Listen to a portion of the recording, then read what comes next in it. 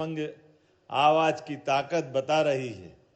हमारे लिए अमर शहीद सेनानियों ने, क्रांतिकारियों ने, स्वतंत्रता के युद्ध में सभी ने अपना अपना जो योगदान दिया है, उनके कारण से मिलने वाली आज़ादी के लिए आज़ादी के महापर्व के इस मंच पर विराजमान माननीय विधायक श्रीमान भगवान दास सबनानी जी, माननीय महापौर श्रीमती मालती राय जी, माननीय सभापति अध्यक्ष किशन सूर्यवंशी जी, हमारे वेयर हाउसिंग कॉरपोरेशन के अध्यक्ष संजय नगायत जी, इस अवसर पर जिला अध्यक्ष रविंद्र जी, SC/S शिवशेखर शुक्ला जी, मंच के सामने उपस्थित सभी स्वनामधन्य अलग अलग आमंत्रित अतिथिगण, प्यारे मित्रों, भाइयों बहनों, पत्रकार साथियों, सच में हमारे लिए तो ये जो वर्तमान का समय है, वास्तव में यशस्वी प्रधानमंत्री का जोरदार ताली बजा के अभिनंदन करें श्रीमान नरेंद्र मोदी जी का, जिनके कारण से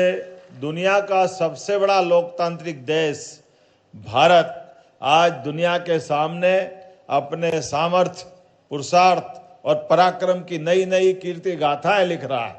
हमें आनंद आता है, देश के अंदर देश का ऐसा नेतृत्व की आवश्यकता वर्षों बाद हमारी आस पूरी हुई, जब हमारी बॉर्डर के अंदर घुसकर होने वाली हलचल में दुश्मन कोई षड्यंत्र लगाए तो आज का दौर का भारत और भारत की सेना देश के दुश्मनों को दूसरे देश के दुश्मनों की सीमा के अंदर जाकर मारने की हिम्मत रखती है।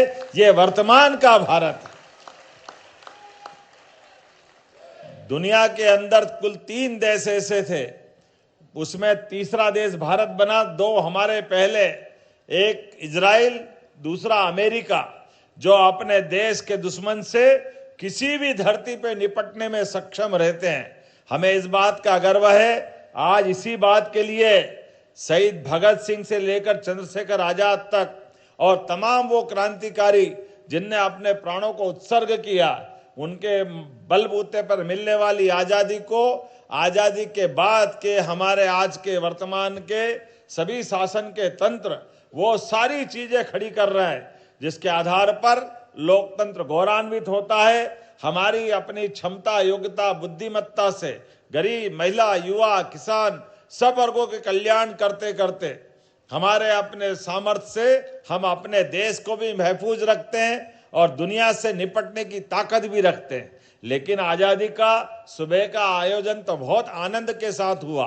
मुझे इस बात की प्रसन्नता है, इस साल का 15 अगस्त हमको और एक अलग प्रकार के आनंद के साथ संपन्न कर रहा था, जब 35 साल 40 साल से लाल सलाम के मारे पूरे नक्सलवादियों ने हमारे निरपराध हजारों भाई बहनों को अपने आतंक के साये में उनका जीना दुभर किया था।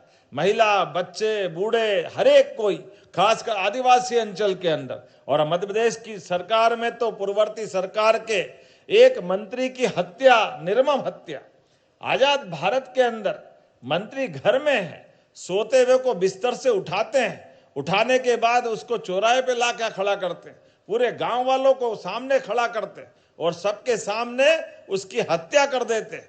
पुलिस से लेके सारे लोग कुछ देखते रहते, कुछ बाद में कुछ करते नहीं है। हमारे यहाँ तत्कालीन सरकार, राज्य सरकार ने भी उसका कोई बदला ले नहीं लिया। मुझे इस बात की प्रसन्नता है, आज हमने उनको सबको घर से गुस्से निकाल करके सारे लाल सलाम को आखिरी सलाम करने का काम किया है।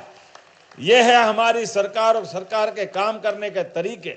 अपने प्रदेश की धरती पर, देश की धरती पर किसी प्रकार के हथियारों के बलबूते पर आतंक फैलाने की कोई जगह नहीं है। यह अपने आत्मविश्वास का भी प्रतीक है और शासन के संचालन के सामर्थ्य और साहस का भी प्रतीक है। एक तरफ हम वो सारी चीजें जुटाते हैं, दूसरी तरफ आज इसी सायंकाल जब सुबह हमने अपने अलग अलग दक्षता वाले सारे जवानों को गौरवान्वित किया है, लेकिन वो गौरवान्वित करने के साथ सायंकाल कला साम्राज्ञी अपने बीच कविता कृष्णमूर्ति का ये आनंद भी हम अपने इसी रंग भवन में लेने वाले हैं। जोरदार अभिनंदन करो वाकई अद्भुत कलाकार के लिए, जिनके कंठ में मां सरस्वती का विशेष आशीर्वाद है। मूलतः तमिल भाषा की कविता जी, लेकिन भारत की सभी भाषाओं में गा करके वास्तव में ऐसा लगता है कि परमात्मा ने हमको सामने सरस्वती माता का एक तरह से दर्शन कराया। मैं आज के इस अवसर पर इस बात को भी दोहराना चाहूंगा, कलाकार को ना भौगोलिक सीमाएं बांध सकती है, ना भाषाई बाधा उनके मार्ग को रोक सकती है, लेकिन जिनको हम सुनने आए उनका तो कर्मा का गीत हर कर्म अपना करेंगे, क्या गाया उन्हें, जोरदार ताली बजाए। आज तो वो अभी कक्ष में है, लेकिन मैं उनके उस गाने के भाव को आपके सबके अंतर्मन में महसूस कर रहा हूं। और रामायण के बीच उत्तर रामायण में हम कथा सुनाते हैं, क्या उनने अपने मुखारविंद से गाया है कि लवकुश के माध्यम से भगवान राम की रामायण के काल को स्मरण कराते हुए जिस प्रकार से उनने कोकिल कंठी ने अपना कंठ दिया है, वो हम सबको एक तरह से चेतना भी देता है और भगवान राम के उस काल की गई लीलाओं का वर्णन भी सचित्र सामने ला देता है। तो एक बार फिर मेरी अपनी ओर से, जब अयोध्या में भगवान श्री राम का धाम मां सरयू के किनारे आकाश से बातें कर रहा है और सनातन संस्कृति की धारा उत्कंठ रूप से गंगोत्री से गंगा सागर तक बह रही है, तो ऐसे में हमारी गीत संगीत की ये रात्रि अमर होगी। इसी भावना के साथ मेरी अपनी ओर से एक बार फिर कविता जी का भी मध्य प्रदेश सरकार की ओर से अभिनंदन, संस्कृति मंत्री और उनके अधिकारियों को भी बधाई जिनने सुंदर संयोजन किया है। और आप सबके साथ मैं भी कुछ देर आनंद लूंगा। जोरदार ताली बजाए कविता कृष्णमूर्ति जी के लिए। और मेरी अपनी स्वर में मिलाकर के जोर से आवाज दे, भारत माता की, भारत माता की। बहुत बहुत धन्यवाद माननीय मुख्यमंत्री महोदय।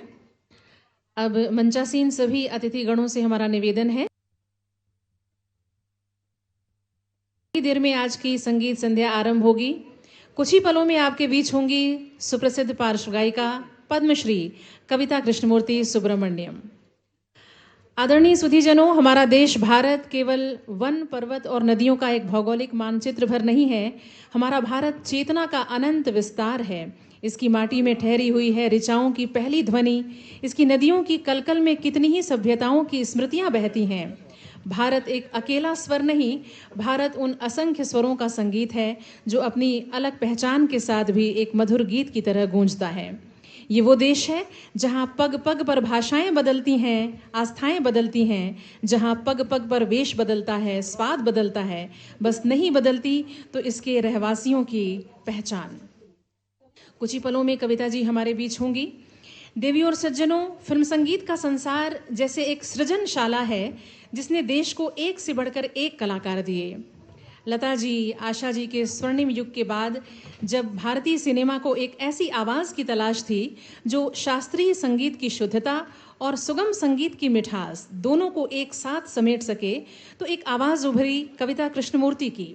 एक ऐसी आवाज़ जिसमें राग खमाज सी चंचलता है, पूरिया धनाश्री सी शांति, दरबारी सी गंभीरता और राग भैरवी सी सर्वकालिकता है। कठिन रियाज से परिष्कृत उनकी आवाज़ में भावनाओं का एक समृद्ध संसार बसता है। उनकी आवाज़ जैसे प्रेम को एक इंद्रधनुष बना देती है, विरह को जैसे मौन के संगीत में ढाल देती है। ये आवाज़ उत्सव को उमंग से भर देती है और भक्ति को प्रार्थना बना देती है। यही कारण है कि बीते 55 सालों से कविता जी ने देश दुनिया के श्रोताओं को मंत्रमुग्ध किया है। प्रतिष्ठित आलोचक हों या आम श्रोता, दोनों ने उन्हें मेलोडी क्वीन कहा। कविता जी का जन्म दिल्ली में हुआ और माता पिता ने उनका नाम रखा शारदा, यानी संगीत की देवी, माँ सरस्वती का दूसरा नाम। ऐसा लगता है जैसे समय ने उनके भविष्य की आहट पहले ही सुन ली थी। उन्होंने संगीत का प्रशिक्षण लिया और फिल्म जगत में वो सक्रिय हुई। एक लंबी फहरिस्त है उनके गीतों की। प्यार हुआ चुपके से, मेरा पिया घर आया, आज मैं ऊपर, हवा हवाई, डोला रे डोला, निमुड़ा निमुड़ा। इन गीतों को सुनते हुए एक पूरी पीढ़ी बड़ी हुई है। ए वतन तेरे लिए कविता जी के गाए इस गीत के बिना आज हमारा स्वतंत्रता दिवस का जश्न पूरा नहीं होता। और जब वो गाती हैं आई लव माई इंडिया, तो जैसे करोड़ों भारतीयों की भावनाओं को अभिव्यक्ति मिल जाती है। कविता जी ने स्वयं को सिर्फ पार्श्व गायन तक ही सीमित नहीं रखा, बल्कि उन्होंने जैज और पाश्चात्य शास्त्रीय